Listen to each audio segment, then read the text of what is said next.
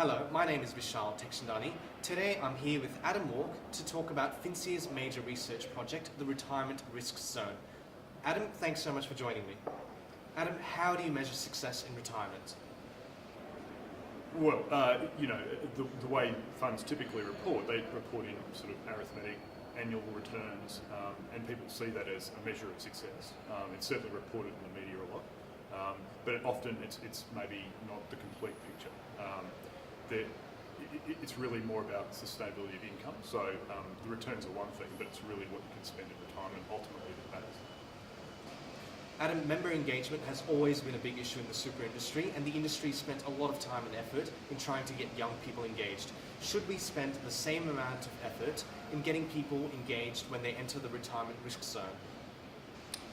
Well, there's always been a challenge engaging with members in a fund of any age.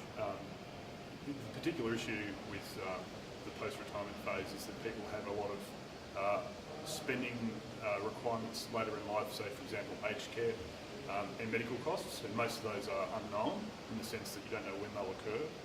They can be also unknown in size, and also you've got to fit that in with your normal spending to live in retirement.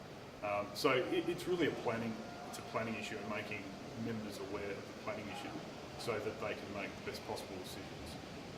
In terms of funds, they should probably focus on just raising awareness, because ultimately the individual's expenses are specific to them. So they'll normally need, in order to get the best possible outcome, they'll need to seek advice.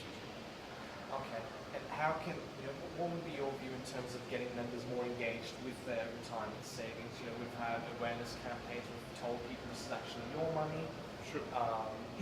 What more can we do to try and help get engaged? You're right. There has been a lot of effort to try and raise awareness, and I think particularly for younger ones, they might sort of struggle getting that engagement. I think the GFC and the turbulence has helped in a sense.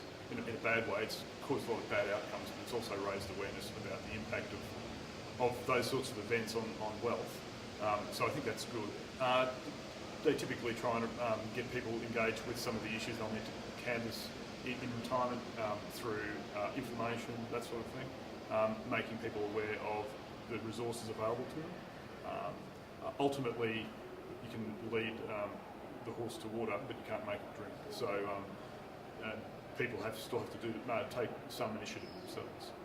Lastly, Adam, a lot of trends suggest that operations are moving in-house. Can the superannuation industry cope with these changes under prevailing governance standards?